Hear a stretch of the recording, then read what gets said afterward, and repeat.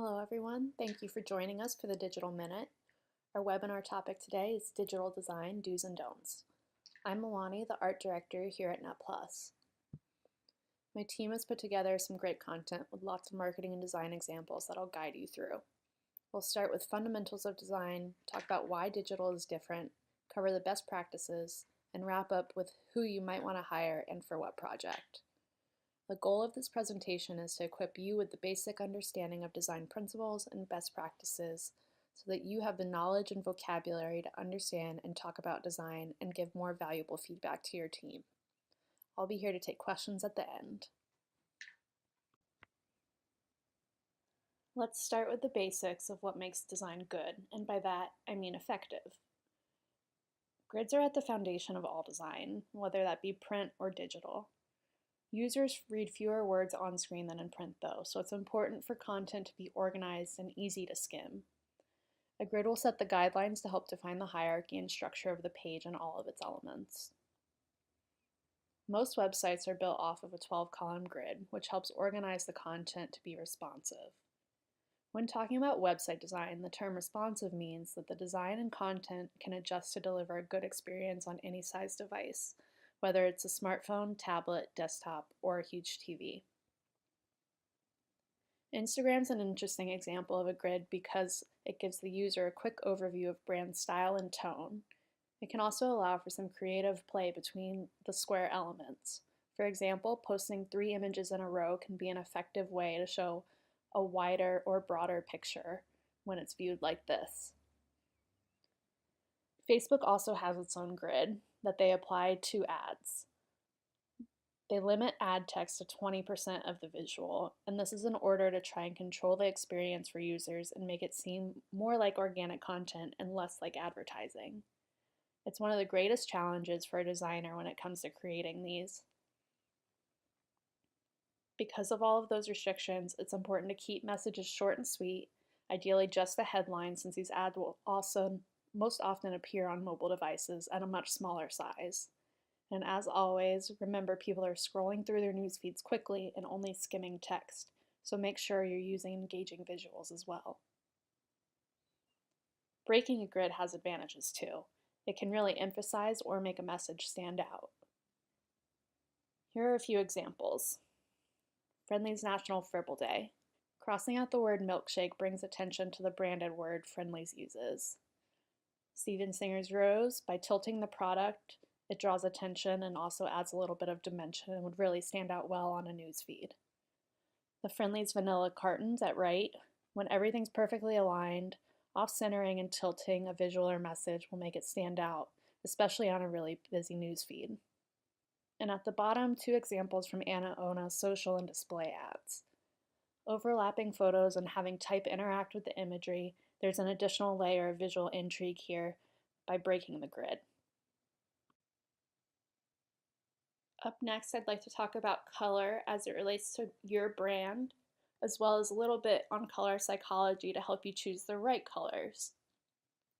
Color is really powerful in that it can evoke a different reaction and different emotions from within a user.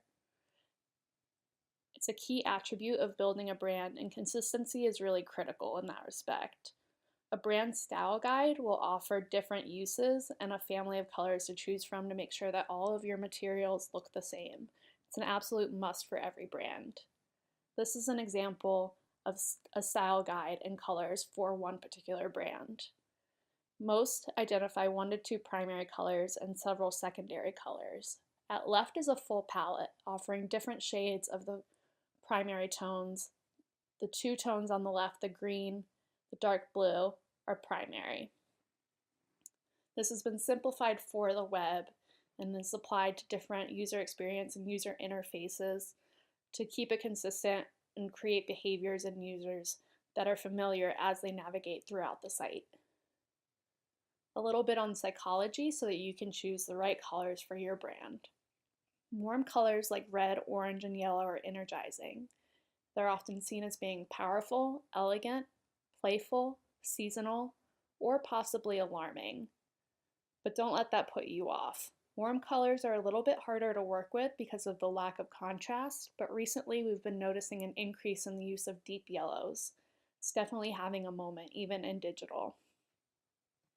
Here are some samples of brands that use warm, vibrant colors, ranging from retail, Target, to cleaning products like Mrs. Meyer's or Billy, wellness, and then food like Fanta and Grubhub.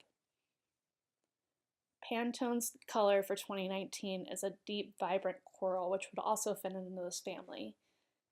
People are looking for things that are happy and vibrant and energizing. Cool colors, like blue, green, purple, are often associated with a sense of calm and professionalism. But there's a lot of blue out there, and it's a little bit harder to own as a brand. But it's a high contrast color that's really approachable and very accessible. It's also seen as being a really reliable color and may be a good choice. Here's a sampling of different products and companies that use blue. We noticed a lot of them are founded in technology or on an app. ClassPass is an app, Uber is an app, GoPuff is an app. There are different ways to use blue, green, orange, yellow, and none of these rules are hard and fast. These are just some of the observations that we've made. Also related to color is contrast. The first check for effective marketing is the message legible? Font size and weight will contribute to that, but color is also really important. Make sure that content can be read at a glance by not using colors that are too similar or too dissimilar. An example here in the subhead.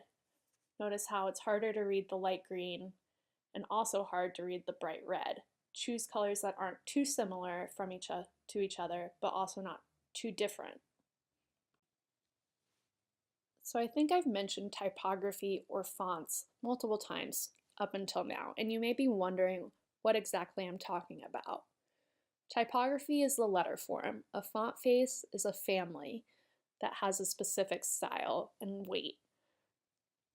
And it's important to choose a good font for your content to be displayed in, but remember that a font can also have a voice and tone visually. They have personalities. Fonts are currently classified into two main groups, sans serif and serif fonts. Sans serif fonts are used for digital and don't have the tiny flourishes on the ends of the letter forms. The headline here, typography, and the short paragraph underneath it are written in a sans serif font. Sans serif fonts are usually used on digital and can be used for headlines or body copy. Serif fonts historically were used for print, and the little flourishes on the ends of each letter are meant to guide the reader's eye from one character to the next. They're great for long-form content and are typically used in newspapers, but they're also great as an accent font in digital for headlines. They can be used in longer form content, but choose wisely. Don't choose something that's too decorative. Fonts do have certain limitations when it comes to digital opposed to print. Not all fonts are deemed web-friendly. And by web-friendly, I mean that it will show up across all devices on all browsers. Choosing a web-friendly font you can get from a library like Google Fonts or Typekit. If by using an external service like that, you can also help keep page load times down. Technically, you can host any font you want on your site, but that doesn't guarantee that all devices will be able to download and view it, and it'll also add unnecessary weight to your site and cause slower load times. And email's its own other world. Very few fonts work on email clients. They're notorious for being difficult and are limited to pretty much 5 or 6 base fonts like Times New Roman, Verdania, or Tahoma. Visuals are also key components of your brand, and there are a couple different approaches you can take. One of them is photography. And photography is great because it can help communicate authenticity quickly and effectively, and that's something people are really wanting. They want a true connection to brands that they use and are involved with and have a relationship with. Even commercial photography has started to shift and look more like life snapshots instead of sterile stock photography. Another place to get imagery from is user-generated content. These images are often less polished unless you have a relationship with an influencer, but they're really popular and they are really relatable to the average person. People are yearning for the familiar, and they also want something that is real and not staged. Users and consumers have become more and more aware of advertising, and photography can break down some of those barriers.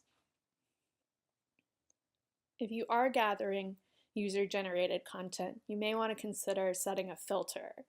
That's a set of effects that's constantly applied to an image. If you've used Instagram, there are preset filters there. But brands might develop a unique set of presets to create their own filters and create unity amongst photography. All of the images shown on this slide are from Chick-fil-A, and they all have the same look and feel, but most of them came from users. That's through the application of a filter that Chick-fil-A's developed. Another option is to use illustration. It doesn't have to be just illustration or photography. You can definitely use a combination, but the benefits to illustration is that they're truly unique and often have a lot of personality and can be really fun and cute and relatable as well. There's stock options for illustration, which are a little bit more unique because there are several more libraries to choose from. And the stock libraries have actually been taking off recently. I've gotten several through my inbox, which are full customizable illustrations that provide you with different shapes to kind of mix and match and build your own type of person or apply your own colors, add your own flourishes, and kind of customize it a little bit more. So this next thing is probably something you've wondered about and have wanted to do. Motion and video. It's hot. It's really popular right now, and all the social channels are pushing it. In fact, Instagram Stories is the fastest growing product, hitting growth rates 5 times faster than any network before, and they use video more than anyone. It's a really effective way to tell a story and also create a more personal connection. You can take somebody on more of a journey through video. It's a little bit more of an investment, but the reward can really pay off. And they can often be cut up or reused in different ways to make it more effective and get you more bang for your buck. So that's the basics, and in summary, these are all the elements that make up the foundation of your design and of your brand. So start with a grid, apply color, make some decisions about visuals ranging from typography, photography, illustration, and really level up by introducing motion and video. Now, I've mentioned print this or digital that a few times, but we're here to talk about digital. So here are the 5 key differences in designing for digital compared to print. The number one difference between digital and print is that users are in control.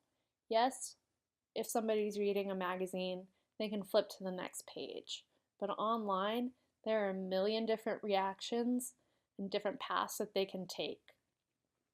To keep a user most engaged, make sure that your content is relevant and that you're answering a question that they're asking about your brand or product or story. If your site's hard to navigate or slow, they're going to leave. So surface top level information that people are really wanting and looking for. To keep site speeds up, limit the use of video content. Video is great for social, but it can really slow a website down. 1 or 2 here or there is great, but don't overdo it. Or use an external service and embed video through YouTube or Vimeo. Also, make sure the images are optimized. Your team should be able to do this, but remind them to keep file sizes low so that page speeds stay up. And also, let's talk about the fold. It doesn't exist for digital. A user and our habits have developed to scroll. We'll scroll endlessly. A click is a barrier. So the more information you have on a page, the longer somebody will probably stay engaged with it.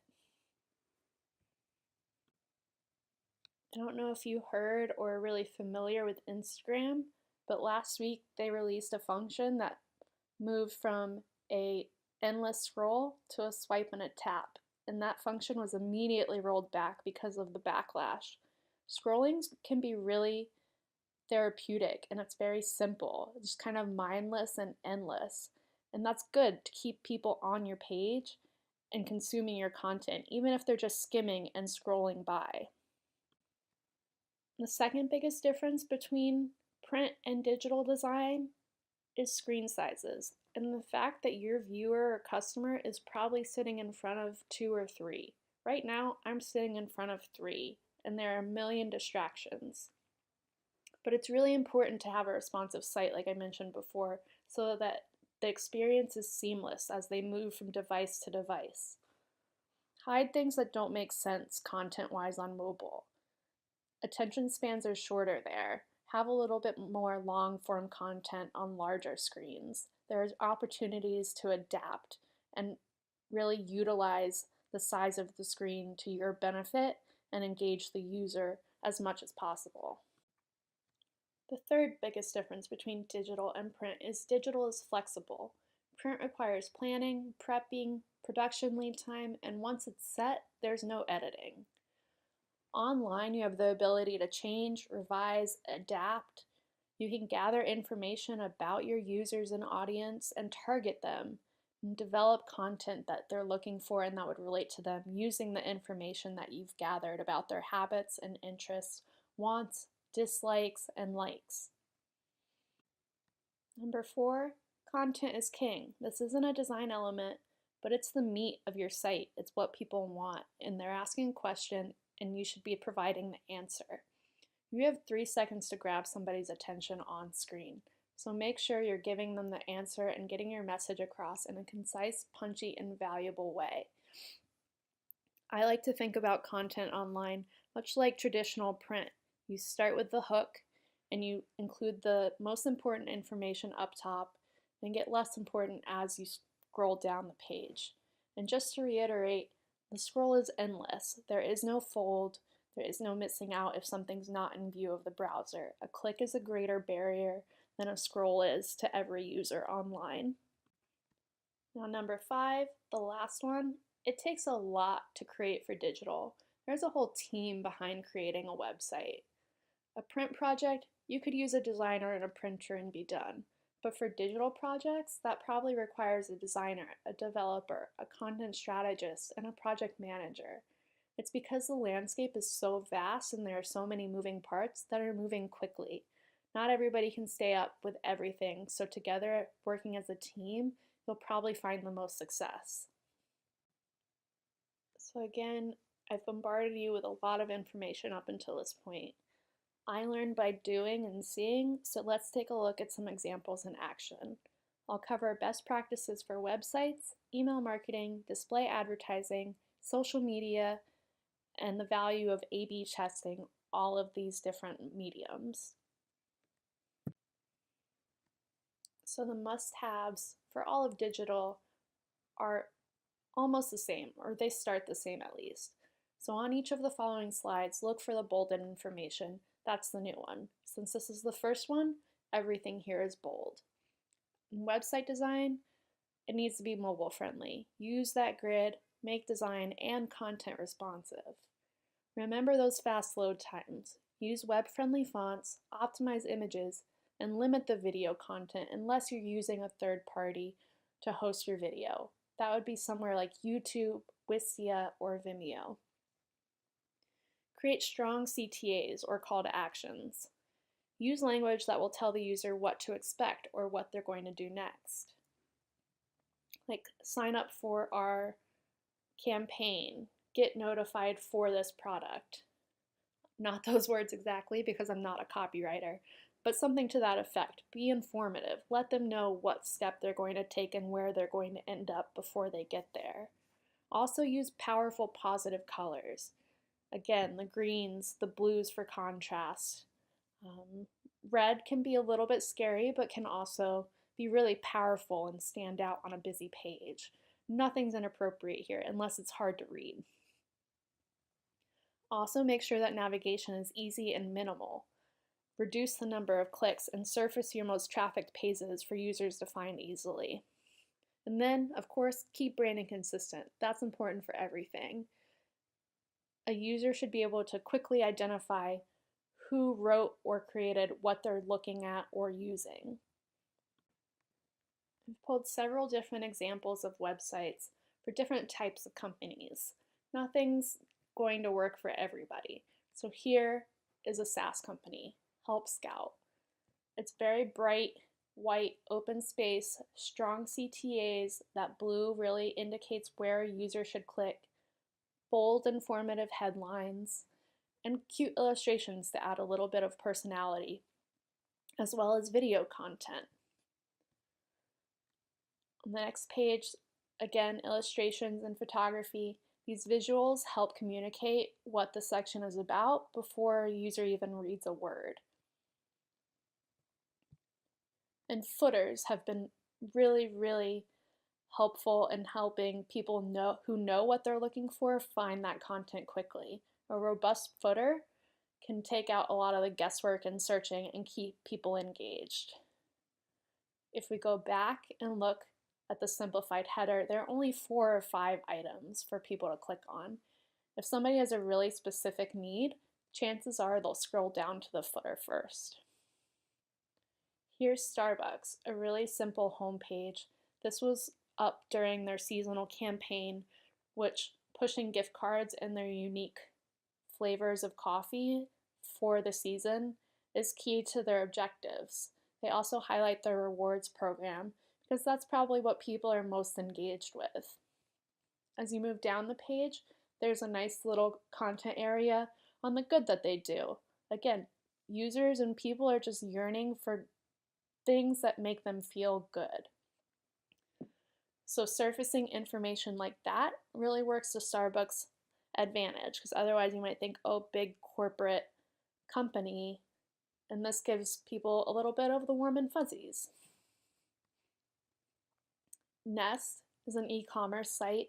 Again, they've customized it for the season. It makes it feel timely and relevant and personal using the illustration and photography. But they keep their products really clean and simple and easy to navigate. 4 navigation items in the top nav. Further down the page, content that people have been looking for. Testimonials, social proof is huge. And again, that same familiar footer that'll make it really easy to find custom information that you might be looking for. And here's United Healthcare. Not the most beautiful or trendy site, but it's well organized. Notice the grid. Again, the timely information of having flu season front and center on the left there with the little girl. And then all the different places you can go depending on who you work for, what kind of plan you want, dental, individual, family, Medicare. It's all really easy to find and easy to see with the nice headlines and the structured grid and all the white space. White space really provides the framing and adds prominence to content. Now for email best practices. In addition to the basics of being mobile friendly, having fast load times, strong CTAs, and keeping branding consistent, for email you should also be relevant and make it personal for the sender and the recipient. Use their name, age, past purchase history, and information you know about them and their habits to make it more personal and increase engagement. People are far more likely to open or respond to an email that has their name in it or an interest that they've already established. And with digital, there are ways to track almost everything and gather that information to market more effectively. Also, be sure to include alt text for images. This is important for accessibility. Accessibility is huge. There's ADA compliancy for websites, and it's really important to help screen readers describe what an image is displaying. A lot of people are visually impaired and cannot see certain colors or see imagery at all. So including alt text for images will help make sure that nobody's missing out on any elements. Certain email clients might also block images. So even if somebody isn't visually impaired, they'll be able to see this text and know that an image is displaying a father on a beach or whatever that might be, and it'll help complete the picture. In email, there's a little bit of uncertainty because attachments might include viruses, so people are a little more wary. If you can describe what the image is, then at least they get some sort of representation or familiarity and understand your message a little bit better by having that visual cue, even though it's written. Here are 3 email design examples, starting on the left. This is an email for Steven Singer during his holiday campaign. There's a slight interactivity or illusion of interactivity to it in that the countdown for hours, minutes, and seconds actually counted down in real time. That allowed the user to feel a sense of urgency that they had to act and purchase before time was up and they missed the shipping deadline and the holiday was already here. Again, personalizing an email using their name in a subject line is more likely to get them to open. And then strong, urgent CTAs, get them to make that click, get them to take that next step. Friendlies in the middle, part of their Halloween campaign, is timely because it was based around a holiday, offering people a really aggressive offer. If they ordered online, they would get 30% off, and really elevating that offer to be the first thing that they see when they open an email. These are desktop versions, but remember a mobile device has a longer scroll, and it's really important to get your primary message in the subject line, in the pre-header, or at the top of your actual email. And then on the right is Anna Ono. This really is an onboarding email, a welcome email for when they signed up. Anna Ono's e-commerce focused, and at the bottom of the email you can see all the different options to get people shopping, but at the top it's a welcoming message. We're in this together, a sense of community that will really engage a user and also get them to help identify with the brand and feel like they're involved. There is also an offer included in this email as well, and it's really great for engagement when you can do that. Up next, display advertising. Again, mobile friendly.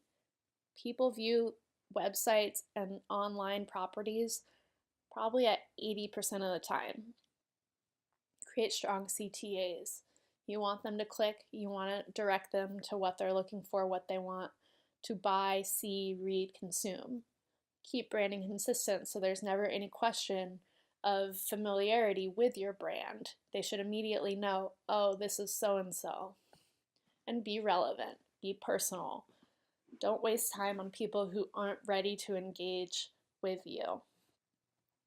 For display ads, be sure to use high quality assets. There are certain limitations for file size, but for static banners, this shouldn't be an issue. And high quality assets will stand out on a page and they make you seem more reputable. Keep the messaging simple. Again, it's a really small space like social advertising. One headline and a call to action should be all that it takes. And then make it stand out from the page. You don't want to blend in. There are certain restrictions that ad services impose. So add a border if you're using a white background, but I recommend using a bright color and something that really pops off the page to grab a user's attention. Websites are busy. These ads often appear on news sites which have a lot of information and a lot going on, so stand out and make it something really impactful, both visually and through messaging. Here are 3 display ad examples. Starting on the left, a really bright, bold red logo, I hate Steven Singer. Very impactful, shows a little bit of product and a CTA. Really simple, really effective for retargeting, especially if somebody's already familiar with the brand.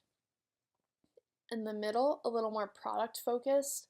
The brand's a little bit secondary, but if you're familiar with Steven Singer, you would probably recognize the rose and some of the typography and colors that are used.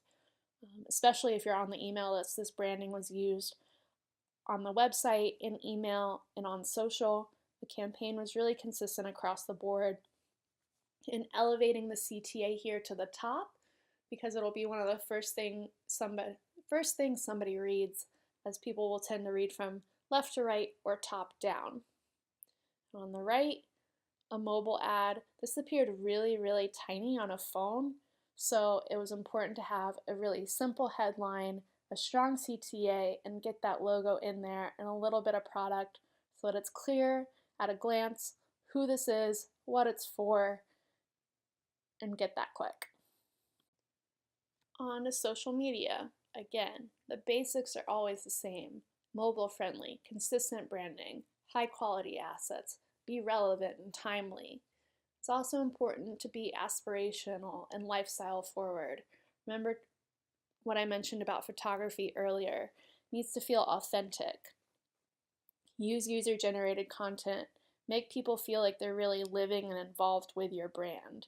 People who are featured in the user generated content will feel great that they took a great photo that people are responding to, and others will see themselves because that person is real and relatable. Also use video. It stands out. There's a lot of static stuff online, especially on Facebook, a lot of photography, Instagram as well. So video really pops off a timeline. And be engaging. Use copy to prompt people to engage with your posts, respond, leave a comment, share it. There are a million different ways to do this. And also using hashtags, specifically on Instagram or Twitter, can expand your audience and get more engagement from new people. Here's a sampling of social posts that were created for Friendly's. Starting on the left, the Crowd Pleaser Sunday. Ask a question in the creative that'll elicit a response or convert a tag a friend from a user. Someone may send this to a friend and say, or respond directly and say, absolutely. I could eat that all to myself. Looks great. On the top there, National Bacon Day. There are all kinds of holidays every day, probably 5 or 6. Choose the ones that align to your brand and engage. There's always a conversation around these things, and there are some really niche cult followings that people love to engage with. Cats, french fries, bacon, ice cream. I don't know. There are just so many different things and opportunities there. On the bottom, example of user-generated content, the wedding photo. Champion loyal customers by giving them that highlight. Call them out. The video on the top there, this woman, Sarah Beth, commented probably 20 times asking for a sandwich to come back. So when the sandwich did come back to the Friendly's menu, the team thought it would be great to give her a shout out and say, hey, we listened, and make it really personal to her. On the bottom there, the cake and the turkey photos, they show real product. It's styled so it looks nice, but it's authentic, it's real, it's what people are going to see or close to what they will see when they order or purchase one of these items.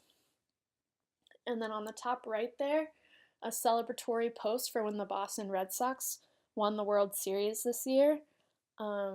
We didn't have the rights to use the Red Sox brand, but we were able to communicate the idea of baseball and the Red Sox both through message and visuals using the font that's similar to the Red Sox, but again, not actually the Red Sox because of copyright issues. And then colors, the red, the white, the blue, the fireworks. So at a glance, it was familiar, and also when it was posted, it wouldn't be mistaken as a 4th of July post or something like that because it was posted the day after the World Series win. And testing could be its own webinar. There's a lot to it. It's super valuable. I can't emphasize that enough. And everything I've shared with you is great, but how will you know what will be most effective for your audience? And that's through split testing. You can test display ads and social ads, websites or landing pages, email subject lines or designs or calls to action, and these tests will give you more valuable information about your users' responses and behaviors so that you can then target and service them more effectively. Depending on what you're testing, there are different ways of tracking users. For websites, there may be one URL, and using a third-party service, a redirect will split traffic to unique URLs that are set up. So you can say, I'm going to website.com, and then this service will direct 50% of users to website.com/A or website.com/B, and that'll track them and give you granular information about who went where, what converted better, what did people respond to. For display ads and social, tracking will be managed through the ad service, and successfully setting up the tracking is key in determining the test success. There are a lot of factors. Make sure you run a clean test with a control. Always build off of what you learn. You can tweak a color, a word, a headline, an image. Anything can be a test, and every insight is informative and helpful and really valuable. So you might be feeling a little bit overwhelmed now. This was a lot of information. I only touched on a couple things that could be webinars in and of themselves. But don't feel overwhelmed because there is a place to start. Templates, templates, templates. That's one of the great things about digital is there's so much information, there are so many resources, and so many templates that exist. And these templates often already have a lot of the things baked in that are best practices. So that'll relieve some of the burden in creating from scratch. Apply your branding to make it personal and just start playing around, see what works. Now, I've assumed most of you are not designers, and those of you who have stuck around, thank you for being interested in this. I'm going to give you some tips on who to hire. Designers come in all shapes, sizes, skill sets, experience, as most do.